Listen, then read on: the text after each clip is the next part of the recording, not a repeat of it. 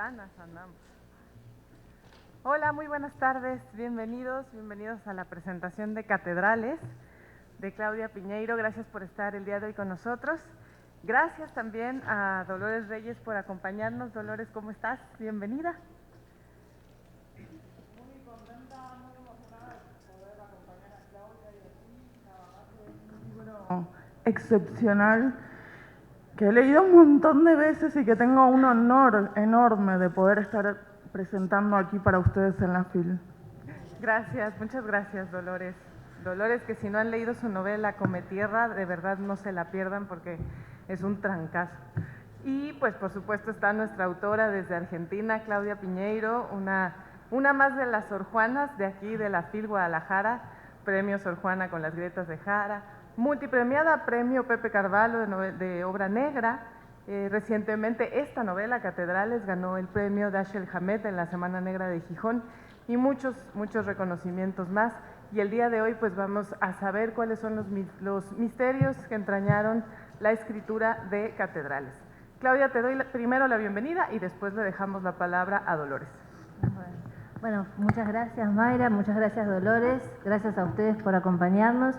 Siempre es precioso estar acá en la FIL y bueno, como todos estos encuentros que se empiezan a dar después de la pandemia, además tienen el sabor de que volvemos a hacer cosas que pensábamos que no sabíamos cuándo íbamos a poder hacer. Y para colmo, acompañada por ellas dos, que son dos excepcionales profesionales, cada una en lo suyo, Dolores como escritora, Mayra como editora. Así que bueno, empezamos con la presentación. Gracias. Bueno, vuelvo a agradecer a la vida realmente poder estar acá con ustedes, porque esta era una presentación que originalmente habíamos planeado para Buenos Aires antes de la pandemia, ¿no? Hace 2 años aproximadamente, Claudia me había pedido que presentara Catedrales en la Feria Internacional del Libro de Buenos Aires, y vino la pandemia y nos cambió todo, y nos encerró, y nos postergó, y fue Además, quiero decir una cosa, fue la primera presentación que hicimos en Instagram y no sabíamos, y nadie sabía nada, entonces Paula Echegoyen de Random House creía que se podía estar de a 3 en el Instagram. Claro, como nunca habíamos hecho, entonces entró Paula, pero ella no pudo entrar nunca y ella era la que tenía que hablar.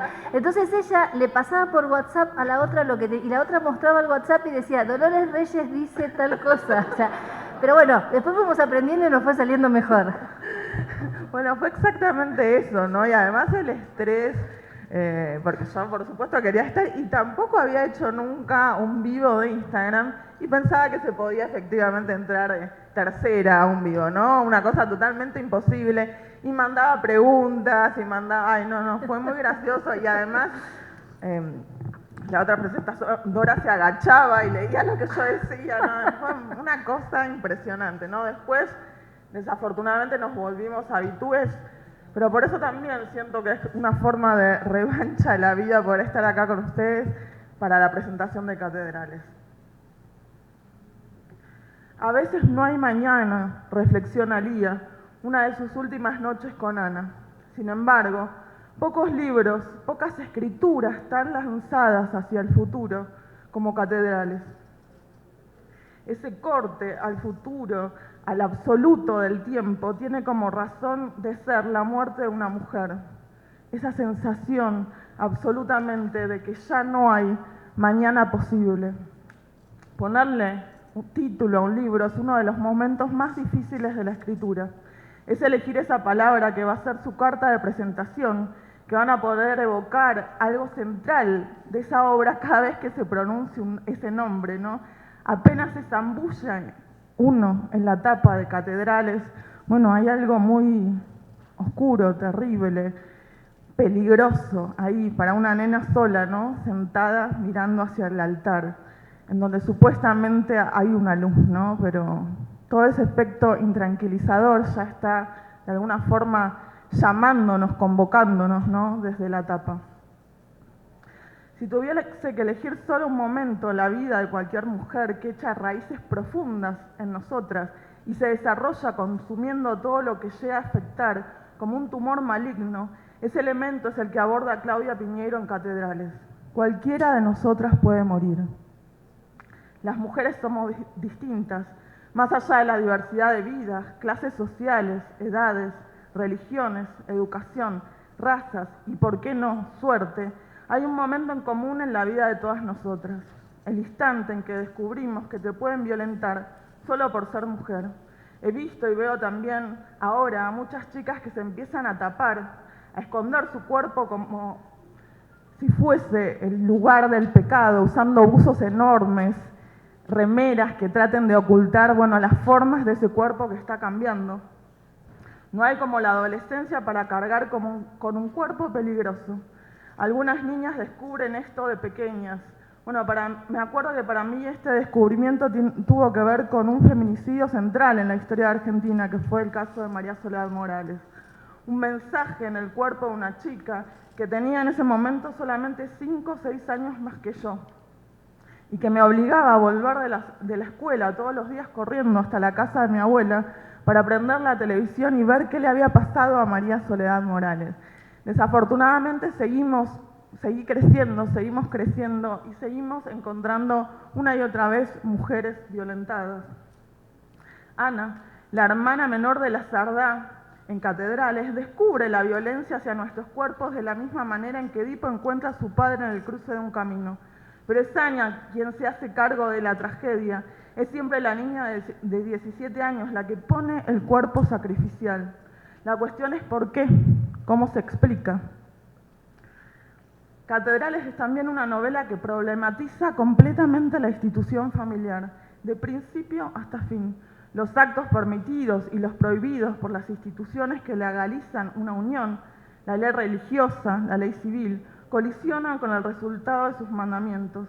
Las formas en que esas legalidades y sus discursos intervienen en la formación y vida de todas las mujeres y, de nuevo, el impacto de todos esos discursos hecho carne sobre el cuerpo de Ana.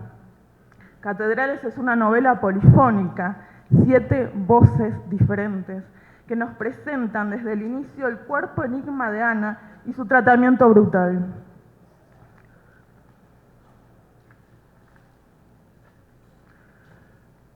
Como lectores transitamos esas 7 voces que Claudia nos presenta con maestría, quedando boquiabiertos con sus anzuelos. Como Arturo, como Lía, queremos saber quién fue su asesino, qué le pasó, por qué se ensañaron así con su cuerpo. Y saber es peligroso, porque saber, siendo mujer, te expulsa del paraíso, te hace formularte preguntas que repites como un mantra, de la misma forma que Lía. ¿Apareció el asesino de Ana? ¿O te motiva a perder la fe para quedarte sobreviviendo desnuda ante el mundo? ¿Qué clase de Dios será el que permite esta violencia hacia sus hijas? Con el asesinato de Ana, Lía renuncia a su fe en el seno de una familia fuertemente católica. La brutalidad de este acto confirma en ella que Dios no existe desde ese momento y para siempre.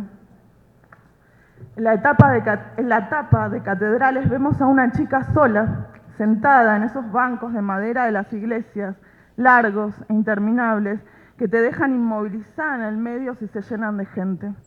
Pero la chica está sola y el altar está lejos y mucho más allá de la posibilidad de transmitir paz, genera miedo. Algo está por pasar ahí, en esa oscuridad. El nodo central de la novela es ese que devela qué clases de sociedades son las que necesitan de cuerpos femeninos asesinados, violentados, rotos, prendidos fuegos para seguir funcionando. A veces no hay mañana, como dice Ana, para nosotras muchas veces no hay mañana.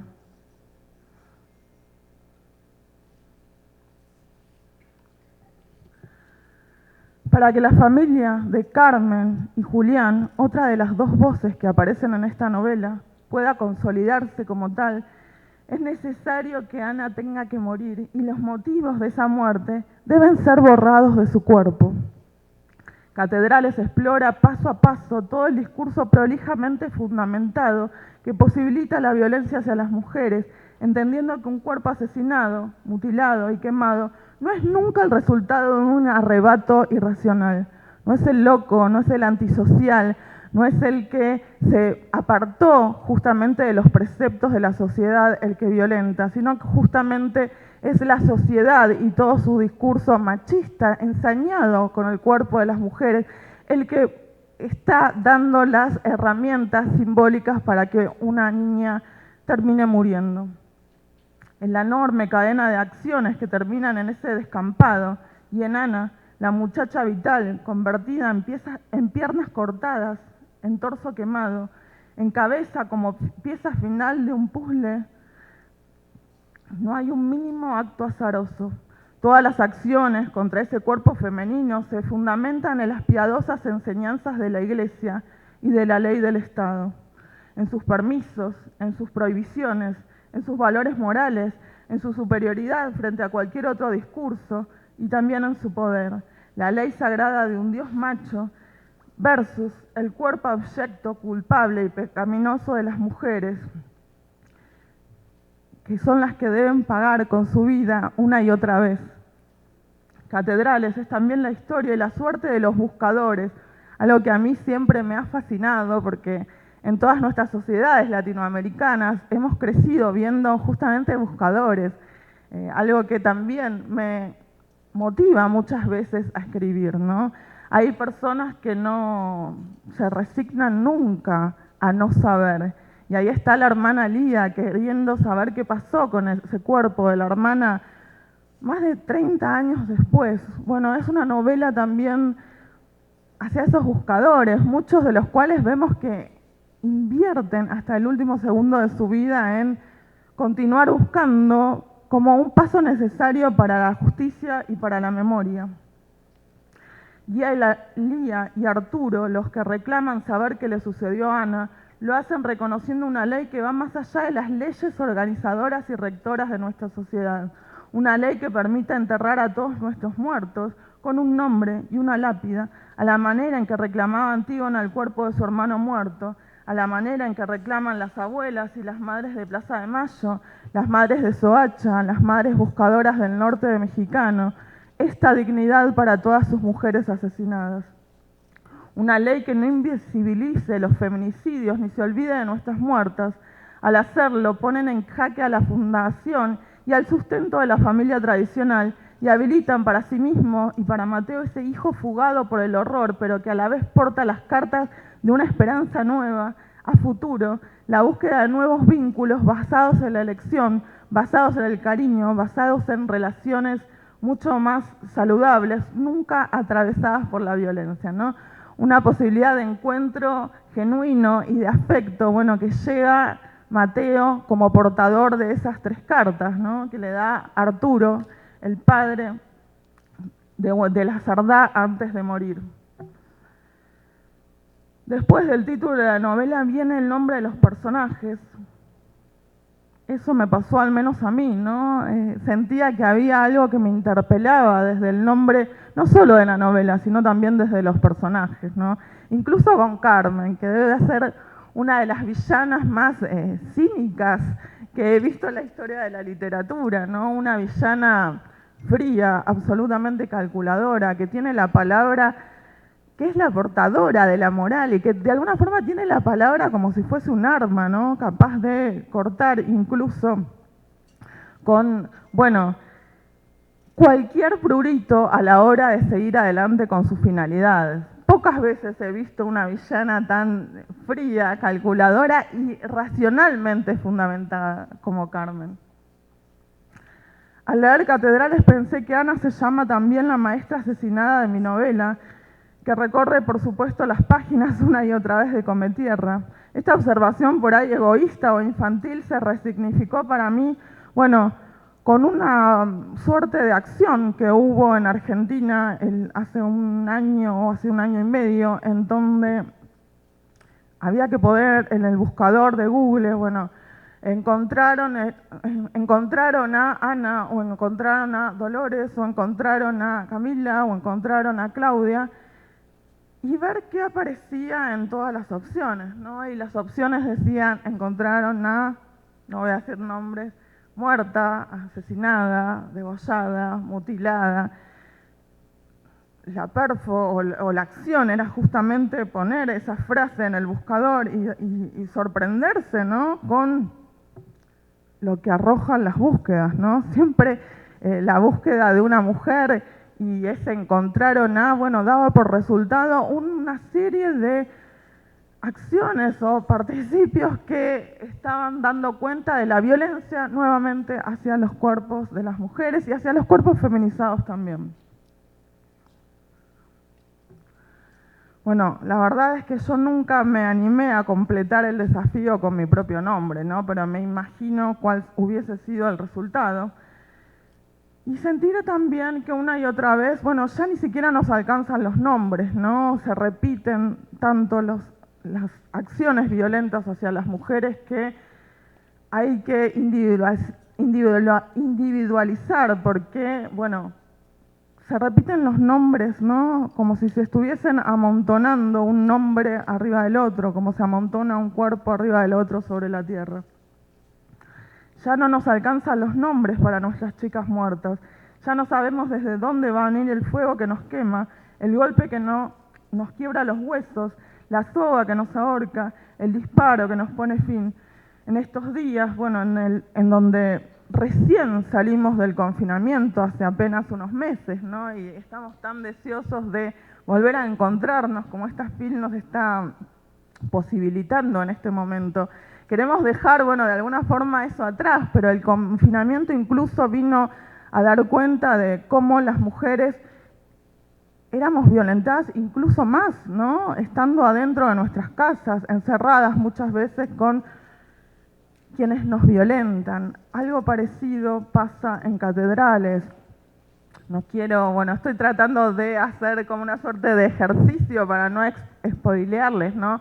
Porque es una novela absolutamente dinámica en la cual uno abre una página y empieza a leer y hay ahí, bueno, una trama policial, ¿no? En donde el cuerpo de Ana es un cuerpo enigma, como ha sido tradicionalmente en los policiales, pero que nos lleva de alguna forma por un ritmo vertiginoso de esas 7 voces en las que se empieza a contar esta historia desde 7 lugares distintos, ¿no? Yo siempre digo que una novela no es solamente una trama, sino que una novela es un trabajo sobre el lenguaje, si no, no me interesarían. Siento que la materia con la que trabajamos justamente es la lengua, ¿no? Y la lengua requiere de un trabajo distinto en cada proyecto literario, ya sea una novela, ya sea un cuento, y que una novela polifónica es un desafío mayor, ¿no? Hay que hacer el ejercicio de encontrar 7 voces, incluso que muchas veces pasa que la voz no es algo que se encuentra desde el principio en una novela, y sin embargo acá el resultado es de una efectividad asombrosa, ¿no? Cada voz es distinta, cada voz presenta un posicionamiento diferente y va armando una suerte de rompecabezas en la historia de la Cerdá.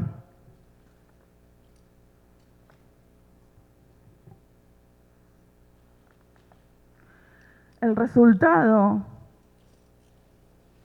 del cruce de distintos discursos absolutamente misóginos hacia el cuerpo de las mujeres es justamente, bueno, el punto de arranque de esta novela, ¿no? Arranca justamente con lo que muchas veces es el final. La trama está como dada vuelta hacia adelante. Primero aparece el resultado final y entonces nos obliga a transitarla muy pegados a los ojos de Lía, ¿no? Que es la que quiere resolver qué pasó con su hermana Ana. Pero sin spoilearles, siento que también Catedrales lo que hace es poner en una ficción muy hábilmente, bueno, un tema que ha sido principal en la agenda feminista en Argentina y que sigue siendo un tema que en particular en México moviliza muchísimo a las mujeres hasta el día de hoy. Vuelvo a decir que hago una suerte de ejercicio gimnástico para no spoilearles la novela porque quiero que se acerquen y la lean, pero siento que es una de las novelas más efectivas a la hora de problematizar todas estas tramas de violencias y libertades sobre el cuerpo de las mujeres. Y ayer, y antes de ayer, también estando en mesas de escritoras, ¿no? De escritoras muy queridas, muy jóvenes, muy talentosas, también mexicanas o de otros países de América, bueno, nos preguntaron algo que no podía creer que estar escuchando, ¿no? Si las feministas odiábamos a los hombres. Al principio pensé si era un chiste o si realmente tenía que contestar eso, Y bueno, no, era una pregunta en serio, ¿no?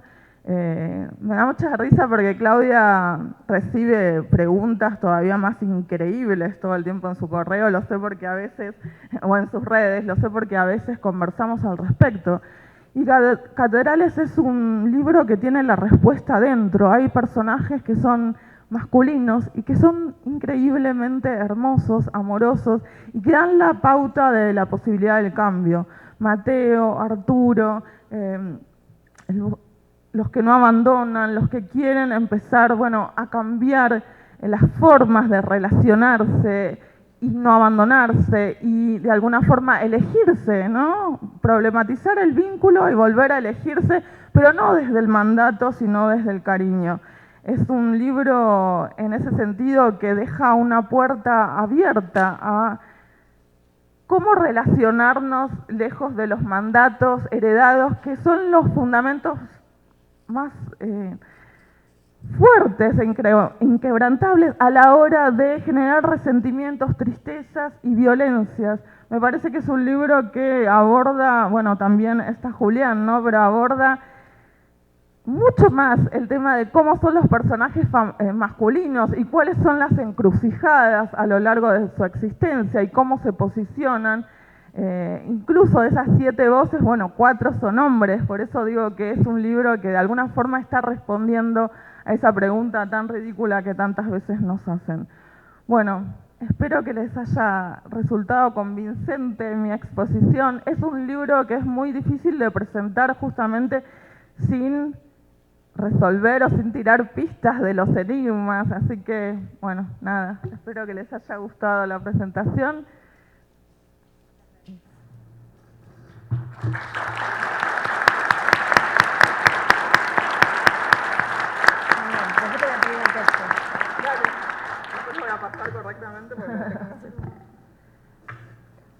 Claudia, antes de que sigamos con la conversación, las tres, ¿quieres comentar algo acerca alguna reflexión acerca del texto y comentarios de Dolores? No, me pareció un texto extraordinario porque no habla solamente de la novela, habla de un estado de las cosas también, ¿no? Y eso es lo que me parece que es a veces importante con algunos hechos artísticos que permitan dar un paso más. Uno lo puede leer como una historia, pero además das un paso más y te permiten reflexionar sobre el estado de las cosas. Y en ese sentido me parece que el texto de Dolores da cuenta de eso de una manera muy increíble. A mí me pasa que cuando alguien como Dolores habla un texto mío, yo me relajo y digo, ay, mira todo lo que tiene mi novela dentro, porque uno, en definitiva, cuando escribe una novela, piensa en la historia, en los personajes, en qué usar, qué lenguaje, pero hay otras ideas que están por encima de la escritura, que aparecen después, ¿no? Antonio Tabucchi decía que son reflexiones como que si las hace uno mismo son vanas, porque en realidad es todo mentira. Si a mí me preguntan, ¿por qué hiciste tal cosa? Y empezás a pensar por qué lo hiciste, pero a lo mejor cuando lo hiciste no estabas pensando eso, sino que tenés que responder a la pregunta. En cambio, cuando hay otro que reflexiona sobre tu texto, ahí es como un aprendizaje porque se descubren cosas que para vos estaban en el nivel del inconsciente, ¿no? Hay un tema que a mí me interesa mucho dentro de Catedrales, que es el tema de la inocencia. Porque al final no solamente es la inocencia de Ana, Lía también pues era muy inocente y hay una pérdida de inocencia con lo que ocurre. Y luego pienso en un personaje que es el personaje que se robó mi corazón en Catedrales, que es Marcela. Ya ahorita platicaremos un poquito más de Marcela. No es spoiler, es antojo, así que no se preocupen. Pero hablar sobre el tema de la inocencia también dentro de Catedrales. Porque primero cuando dijiste la inocencia pensé que ibas a hablar de otra cosa, que quién es el inocente y quién es el culpable, porque en definitiva si nos hubiéramos dejado regir por las leyes argentinas, y también voy a tratar de no hacer un spoiler, la que hubiera ido presa es Ana la muerta y no ninguno de los otros, claro, porque ninguno de los otros cometió ningún delito, pero para las leyes argentinas ella sí. Entonces pensé que me ibas a hablar de eso, ¿no? Pero qué bueno que lo dices. Que es muy impactante. Pero sí hay una cosa de inocencia porque son niñas, ¿no? O sea, la imagen disparadora de esta novela era una niña, adolescente, 16, 17 años, 15, no sabía yo cuántos, que entraba mojada a una iglesia a buscar un consuelo o un reparo que no encontraba. Después esa imagen yo la dejo macerar en la cabeza, trato de encontrar quiénes son esos personajes, quién es su familia, qué es lo que le pasa, pero la imagen era esa, de una desolación absoluta en niñas pequeñas, ¿no? Y después en la trama de la novela uno se entera que en ese momento, cuando ella estaba ahí, estaba con Marcela, que es su amiga, y ahí me parece que se da una de los vínculos más amorosos de la novela, ¿no? Y más entrañables, que es esta amistad entre esas dos niñas mujeres que quedó sellada para siempre y que una vez muerta Ana, Marcela honra hasta el último momento, porque Marcela es, dentro de estos personajes, la única que sabe verdaderamente lo que pasó, pero en el episodio de la iglesia el ángel Gabriel se le cae sobre la cabeza y eso le provoca un daño que se llama memoria anterógrado de corto plazo, que no puede acumular recuerdos nuevos, o sea, puede recordar lo que pasó antes, pero no puede recordar si desayunó a la mañana, si almorzó al mediodía. Entonces, entre que tiene ese problema de memoria y que es mujer y que es niña, nadie la escucha. Y se suma a esto el hecho de que ella le debe lealtad a su amiga. Entonces, no todo lo que ella sabe puede decir. Algunas cosas puede decir y otras no. Entonces, ahí me parece que hay un vínculo de amor que se sostiene en los años, que pasaron 30 años y para ella está intacto, y que hace que también Alfredo, que es el padre de Ana, encuentre también una clase de amor, ¿no? Porque uno a veces habla del amor en términos muy generales y parece que el amor es solo uno, ¿no? En algún momento era solo un hombre y una mujer, ya sabemos que no es así. En algún momento tiene que ser un amor sexuado, algunos prefieren un amor que no sea sexuado, no importa, pero lo que yo creo es que Alfredo realmente siente amor por esta joven, y un amor verdadero porque se da cuenta que es la única persona que estuvo con su hija en el momento que su hija necesitaba estar acompañada, ¿no? Y hablemos específicamente de eso, de cómo decides que Marcela tenga este problema tras el golpe, de perder la memoria inmediata, y cómo construyes la recuperación de la memoria también a través de estas libretitas que ella tiene, en donde va anotando lo que le está pasando para recurrir a ellas, pero al mismo tiempo sigue teniendo en la memoria lo que sí pasó antes. Bueno, a mí trabajar el tema de la memoria siempre me pareció importantísimo, me parece como un ejercicio que algunos pueblos, algunas sociedades lo hacen mejor y otros peor, ¿no? Creo que en la Argentina tenemos bastante conciencia de la importancia de la memoria, hay otros países que menos, pero siempre hay que estar como peleando, ¿no? Pienso en la palabra que quizás no sea inocencia, sino ingenuidad, ¿no? Y que sobre la ingenuidad de las niñas muchas veces se construye o se desata el horror, ¿no? La violencia, sí. Y Ana, Marcela, que es tan pequeña, es la que tiene más conciencia de la importancia de la memoria porque es la que no la tiene. Yo ahí tengo una cita en la novela que justamente dice eso, que uno se da cuenta de lo que vale la memoria cuando no la tiene, cuando uno se sienta a la mesa al mediodía y no sé, en la mesa de un restaurante y pide un plato y viene el mozo y dice ¿quién pidió pollo? Y esa persona no sabe si pidió pollo o no, se empieza a dar cuenta que hasta en lo cotidiano, en lo mínimo, la memoria es necesaria para hablar, para el lenguaje y por supuesto para todos nosotros para no cometer errores del pasado, ¿no? O sea, tener memoria de qué nos pasó para que no nos vuelva a pasar. Además del hecho en sí mismo, de la importancia de la memoria y cómo Marcela sostiene esa memoria con anotaciones, con computadora, con papelitos, como sea, yo vi infinidad de videos de personas, conozco personas que tienen este problema, pero además vi videos de personas que tienen este inconveniente y cada uno se inventa su método porque todos ellos saben lo importante que es la memoria y lo grave que es haberla perdido. Y nosotros andamos por la vida sin darnos cuenta de eso, ¿no? Y después el segundo paso, que era difícil con Marcela, era escribir lo que le pasa a ella, porque yo lo explico de esta manera, el que no leyó el libro, y le digo, bueno, es una mujer que no tiene estos recuerdos, entonces cuando va a buscar el recuerdo esta mañana no lo tiene, pero ¿cómo escribo en la voz de Marcela para que el lector entienda que le pasa eso? Porque estaba además toda la novela en primera persona, entonces tuve que empezar a buscar recursos para que en la lectura de lo que dice Marcela le quede claro al lector que ella en este momento está buscando un recuerdo que no tiene, encuentra una pared en blanco y entonces tiene que hacer algo, tiene que inventar, tiene que mentir, tiene que buscar una libreta, tiene que hacer algo para poder reponer ese recuerdo que no está. Dolores, ¿quieres apuntar algo? Sí, me gusta muchísimo ese personaje también, ¿no? Y de alguna forma la pérdida de memoria por primera vez posibilita algo muy tierno también, ¿no? En la relación con Arturo, que, bueno, como Marcela Olvida, bueno, todos los días vuelve a hacer algo que tiene que ver con esa nueva forma de amor que estaba pronunciando, que estaba contando Claudia hace un rato. Es una novela muy, muy hermosa en la construcción de los vínculos, ¿no? Si bien recupera la infancia de las hermanas y recupera incluso culposamente la última noche de esa hermana Ana viva, ¿no? Porque hay una postergación cuando quiere contarle a Lía, bueno, algo que la está intranquilizando, y Lía, que está de él estudiar y que tiene unos exámenes muy importantes al día siguiente, le dice justamente esto del mañana, y bueno, nunca esa conversación se da. Hay una suerte de culpa también, ¿no? Muy, muy triste de la hermana mayor que pierde a su hermana más adorada, y sin embargo, bueno, hay ahí un lazo que va muchísimo más allá de la muerte, ¿no? Se perpetúa en toda la existencia de Lía y que la lleva a romper no solo con la creencia de un Dios, sino con el sostener el vínculo familiar cuando esa familia está coyunturalmente podrida, ¿no? ¿Qué es lo que hace que, bueno, se distancie y en definitiva posibilita, bueno, esta segunda parte, digamos, de la novela que tiene que ver con la construcción de los lazos nuevos? Por eso digo que es una novela hermosa a la hora de pensar los lazos y las relaciones humanas, ¿no? ¿Y eso cómo fue? ¿Cómo lo fuiste pensando? ¿Cómo lo fuiste construyendo? Bueno, yo creo que me encanta como lo dijiste.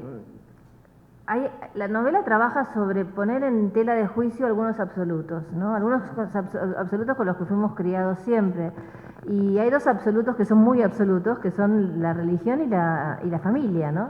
Entonces está muy bien que, bueno, por supuesto cada uno tiene la fe que quiera, y está muy bien que practique su fe si le hace bien, pero hay gente que no la quiere practicar y se siente obligada a practicarla, o se siente su vida modificada porque está en un país donde la iglesia tiene mucha preponderancia y él no es religioso. Y las familias también a veces pasa que la familia es un lugar amoroso donde uno puede crecer y desarrollarse bien, y también hay familias que son dañinas, donde las personas necesitan separarse para poder tener una vida.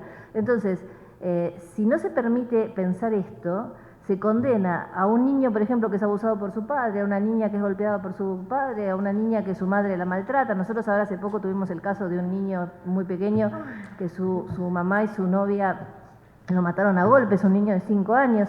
Por supuesto, un niño de 5 años no puede tomar decisiones, pero en otros momentos, otros niños, un poco más grandes, adolescentes, pueden tomar decisiones que a lo mejor los salven, ¿no? Y el absoluto de la familia, ese peso de la familia es intocable, bueno, las cosas que pasan acá se hablan acá, no hay que decirlo fuera de casa, ya lo vamos a arreglar, bueno, no importa porque es familia. Eso también genera mucha violencia al interior de las personas, a la intimidad, en la intimidad de las personas, ¿no? Entonces, me parece que eso es lo que yo quería trabajar, ¿no? La posibilidad de que haya lazos buenos y lazos malos, y que si los lazos son malos, uno tiene el derecho de poder desarmarlos, ya sea con la religión, ya sea con la familia, con una pareja, con lo que sea. Los lazos no son indisolubles, tienen que poder haber una posibilidad de vivir mejor, ¿no? Y me parece que eso se da en la novela, ¿no? Esa decisión que toma Lía, que implica no solamente decir soy atea, sino rompo con esta familia hasta que esta familia se recomponga, como decís vos, y pasan un montón de años hasta que Alfredo puede armar ese viaje para su nieto, para que se encuentre con Lía, y a lo mejor, si se llevan bien, volver a armar lazos razonables dentro de esa familia, ¿no? Terminar con ese absoluto de hasta que la muerte nos separe, ¿no? Claro, Que sí. quizás haya sido pensado con amor y a veces es casi una sentencia de muerte para algunos, casi siempre las mujeres. Hay un recurso también que adoro en la novela y que es muy lindo y que está tan bien construido, que es el de las cartas, ¿no? Que es el de las cartas como una forma de perpetuar las voces, y el lazo también a la distancia, ¿no? Esa ida y vuelta que se fue perdiendo muchísimo en la época que vivimos, justamente por los mensajes, la era digital. Bueno, se mantiene en la novela y tiene un rol absolutamente central, ¿no? No sería la misma Catedrales sin esas cartas que van y vienen, incluso después de la muerte de algunos de sus protagonistas. Bueno, ¿cómo se te ocurrió eso que me encanta y cuál fue el trabajo ahí? A mí me parece que, lo pienso ahora, ¿no? Como dice Tabú, que a posteriori, pero me parece que eso tiene mucho que ver también con ser hija de inmigrantes, ¿no? De mi padre era español y mis abuelos eran todos españoles, y mis abuelos mantenían correspondencia con la gente que quedó del otro lado del océano. Entonces, yo que nunca escribí demasiadas cartas, porque somos de otra época en la cual las cartas no eran necesarias, porque uno se ve con la gente o se habla o lo que sea, yo veía que mi abuelo escribía siempre unas cartas y que se las mandaba a una chica en España, y cuando fui a España, esa chica que era una sobrina lejana, ni siquiera era que era alguien tan importante dentro de la estructura familiar, tenía todas las cartas de mi abuelo guardadas, así como mi abuelo tenía las cartas de ella, y el vínculo de esa familia, que cuando mi abuelo se fue, quedó a través de esas cartas que se mandaron ellos, que no era de un hermano a un hermano, de un padre a un hijo, era de mi abuelo a esta niña, que era una niña de una familia segunda, lejana de mi abuelo, pero que decidieron comunicarse por cartas. Me parecía como que amoroso, qué gesto amoroso, ¿no? Tomarse el trabajo de contarle a esta chica lo que pasaba en un país que ni conocía, esta chica le contaba lo que pasaba con esa familia a mi abuelo, y cuando yo fui ahí había un vínculo, porque habían estado esas cartas, si esas cartas no hubieran estado, no hubiera existido ese vínculo. Y me parece como que es algo que lamentablemente se pierde. Hoy, si nosotros nos pasamos escribiéndonos mails y demás con amigos, pero mis hijos no van a encontrar esos mails donde se sostuvo determinado vínculo con alguien a través de esas epístolas que ahora son de otro tipo, ¿no? Me parece que un personaje como Alfredo era un personaje que tenía que escribir cartas, y Lía era como esa sobrina de mi abuelo que, si bien dijo voy a romper, quería seguir relacionada, y la forma de estar relacionada era a través de las cartas, y por otra parte a través de la palabra, porque ellos en esas cartas habían hecho un pacto que era no hablar de cosas puntuales de la familia, porque ella no quería que le contara la familia, pero sí hablaban de libros o hablaban de palabras. Ahí se habla mucho de palabras que uno cuando se va a otro lugar ya no se acuerda cómo se llaman, ¿no? Pasa mucho con las comidas y con las plantas y con las flores, que se nombran de una manera en un lugar y se nombran de otra manera en otro, y en el recuerdo desaparece la palabra y ellos tratan como de recuperar esas palabras, ¿no? Entonces me parece que la carta es como la palabra en un objeto, ¿no? Que uno la puede tocar de alguna manera, no es como la intangibilidad del email o de cualquier otra cosa, es un objeto que está ahí con esa palabra puesta, ¿no? Por supuesto, es un soporte material hermoso y a la vez que tiene una tradición enorme en la literatura mundial y en la literatura argentina también, ¿no? Pienso en Puig, pienso en Emma Reyes en Colombia, ¿no? Libros y cantidad de literatura que no existiría sin el recurso de las cartas que van y que vienen y que posibilitan, como en catedrales, contar una historia, ¿no? Y que inscriben a la novela también en esa tradición que es muy hermosa, por un lado. Y hay otra materialidad que también me gusta muchísimo y que aparece ahí, que es esa idea de dibujar juntos, ¿no? Dibujar una mano sobre la otra, ¿no? Incluso más allá del espacio físico, ¿no? La posibilidad de dibujar a la distancia es muy hermoso y es muy loco. Eso también de tratar de transmitir con palabras, bueno, cuestiones que son de la índole de la experiencia. Es un recurso bellísimo y que está, me parece, como explotado lo máximo posible. También contanos un poco acerca de eso. Bueno, yo creo que una de mis obsesiones en general en la escritura tiene que ver con encontrar la forma de contar y encontrar las palabras, ¿no? A veces cuando dice ¿de dónde sacas tus historias? Yo digo que salen del silencio, porque en el silencio están todas esas historias a las que uno tiene que irle poniendo palabras para contar, ¿no? Y a veces el recurso no alcanza el recurso de la palabra, a veces uno no puede todavía decir, ¿no? A veces uno va a poder decir dentro de un tiempo, pero no todavía. A veces las palabras tardan.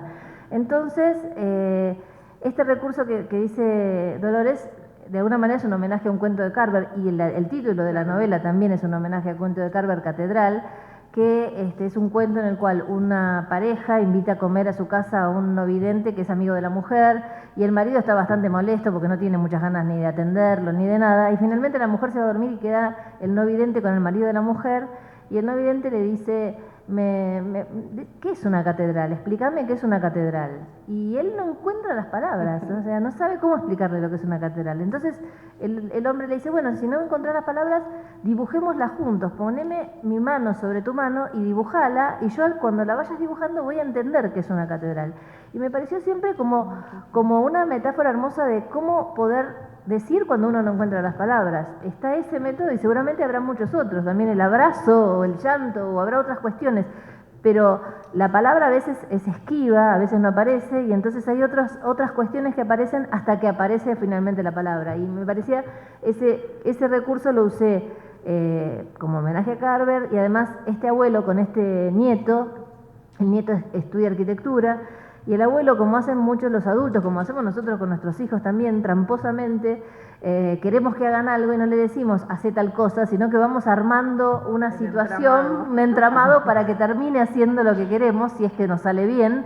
Entonces este abuelo que lo que quería es que Mateo viaje a España a encontrarse con Lía, con esta hermana con la que él cree que sí va a poder tener un lazo, porque hay una clave en la novela que es, en un momento Alfredo sabe cuál es la verdad o está muy cerca de la verdad, pero también sabe que si Mateo y Lía y se enteran cuál es la verdad, no sabe si lo van a poder soportar. Y entonces apuesta a que a lo mejor juntos sí la van a poder soportar. Entonces lo que trata es de que se junten, que cuando ellos reciban esas cartas, donde en una de esas cartas está la verdad, si aceptan leerla, estén juntos para poder sostenerse el uno al otro. Entonces, cuando empieza a dibujar con este chico, lo que le dice es, bueno, dibujemos las catedrales más bellas de Europa, dibujemos catedrales que te gustaría conocer y después armás un viaje para ir a conocer estas catedrales. Entonces, con el abuelo empieza a dibujar estas catedrales, se planean un viaje para hacer este recorrido y el recorrido termina en Santiago de Compostela, que es el lugar a donde se fue a vivir Lía, porque Lía, que es la hermana que decide manifestarse atea cuando Ana muere, emigra y va a vivir a Santiago de Compostela, que es una ciudad religiosa por antonomasia, ¿no? O sea, Domingo Villar, que es un autor gallego, amigo mío, me dice que ellos son de Santiago de Compostela y dice que su padre decía que en Santiago de Compostela das 2 pasos y te tenés que persignar porque pasaste por adelante una iglesia. Es una iglesia detrás de la otra y además hay todo el tiempo peregrinos que están haciendo el Camino de Santiago llegando a esa ciudad. Y ella parece que elige esa ciudad a propósito para poner a prueba su decisión todo el tiempo, ¿no? Si yo dije que soy atea, acá a ver si alguno me convence, ¿no? Pero de alguna forma va a fundar ahí una catedral para los ateos, que es ese espacio que habita y en donde Mateo va a llegar, ¿no? Que es la librería. Sí, ella justamente lo que va a hacer ahí es hacer su propia catedral, que es la librería con los libros, y donde está todo el tiempo esperando que lleguen algunos otros que también quieran que esa sea su catedral. Yo me acuerdo que yo estuve varias veces en Santiago de Compostela, y la ciudad es preciosa y uno recorre, pero siempre terminaba en la librería. Parecía como que tenía que ir a desintoxicar después a la librería y pasaba por ahí, por los estantes y miraba qué había, me tomaba un café y me volvía al hotel. Tenemos espacio para 2 preguntas rápidas. Ay, Mira qué rápido que levantó la mano. Ahí ya la había pensado, ya la tenía. Ahí tenemos un micro, atrás, ahí va llegando. Gracias.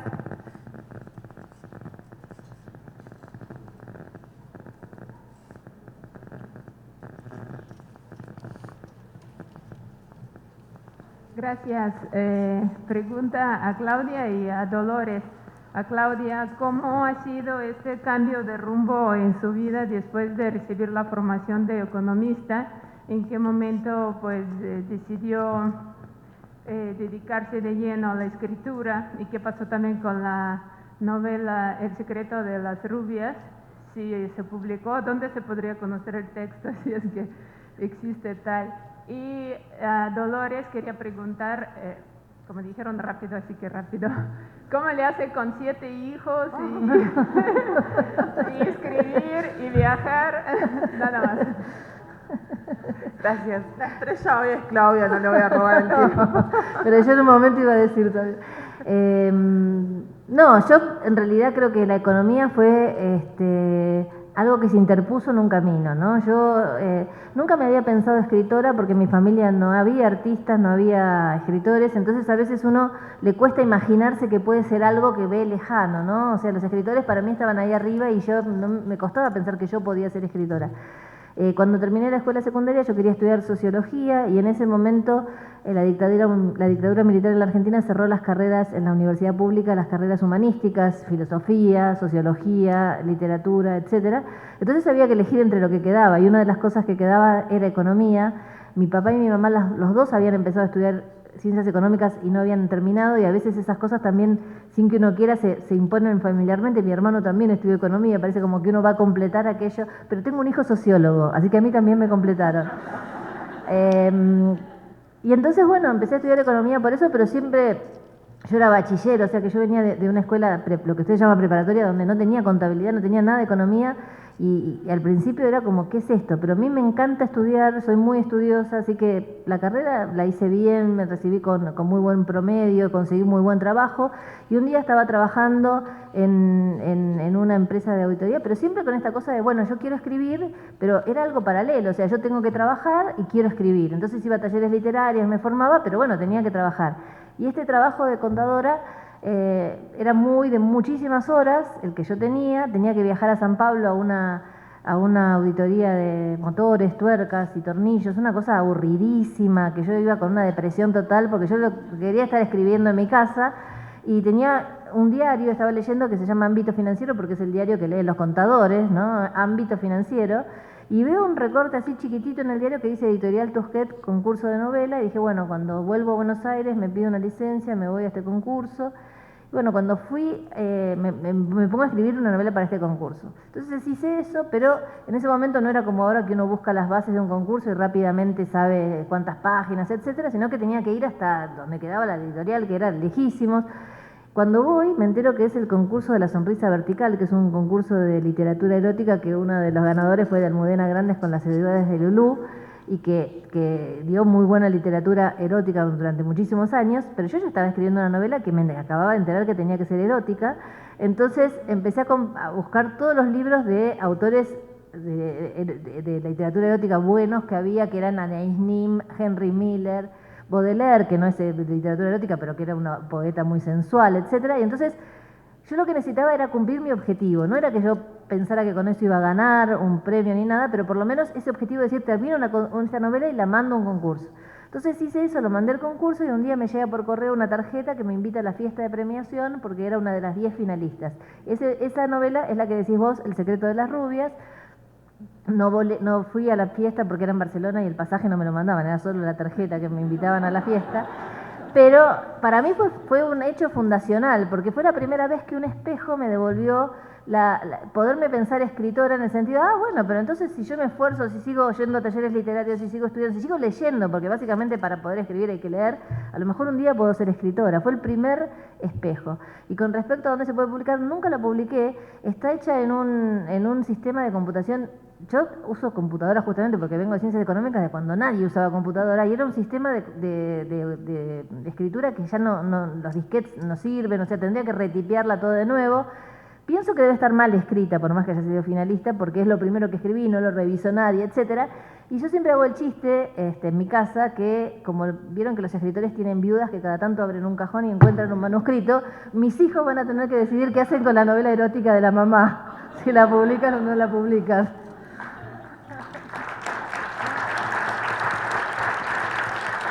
Contestá tu pregunta, si querés.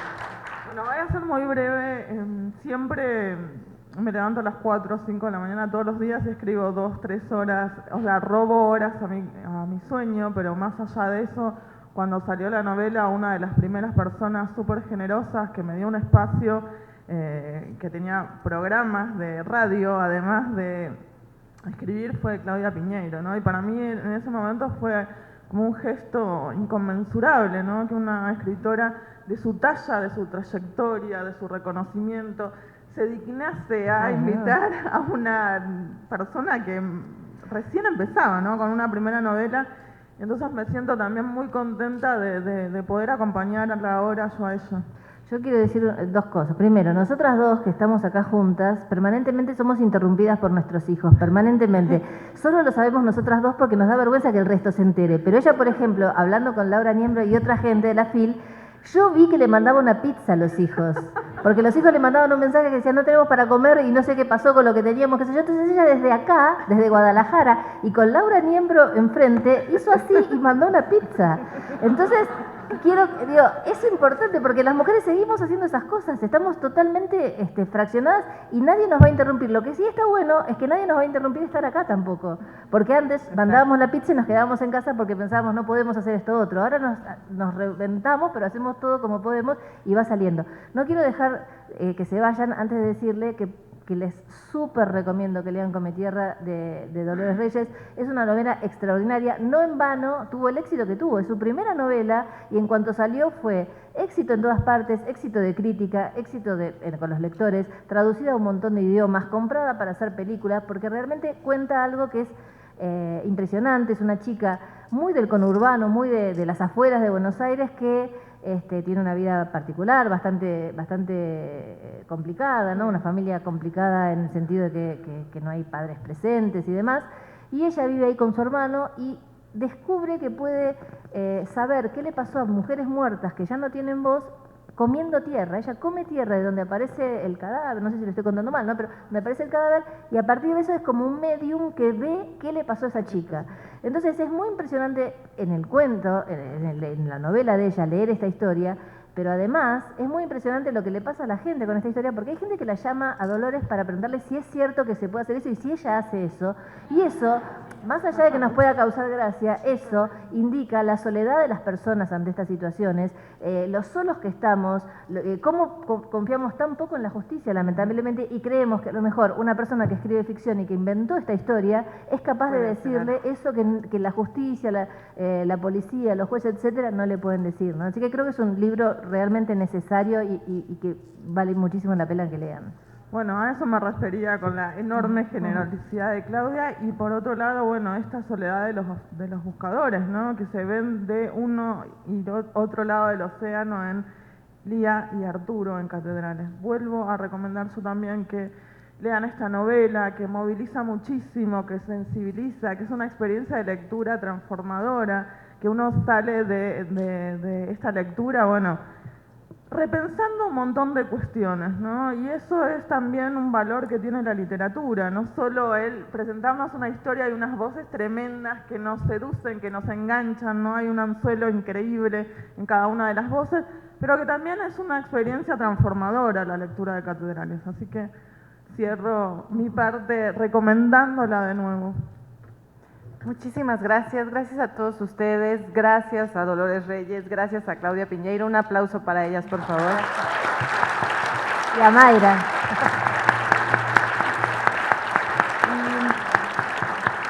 Recordarles que hay firma de libros con Claudia Piñeiro, no solamente de Catedrales, sino cualquier libro de Claudia Piñeiro que traemos con nosotros, a las 8 de la noche en el módulo de firmas en la Sala Internacional. 8 de la noche, firma de libros. Gracias a todos.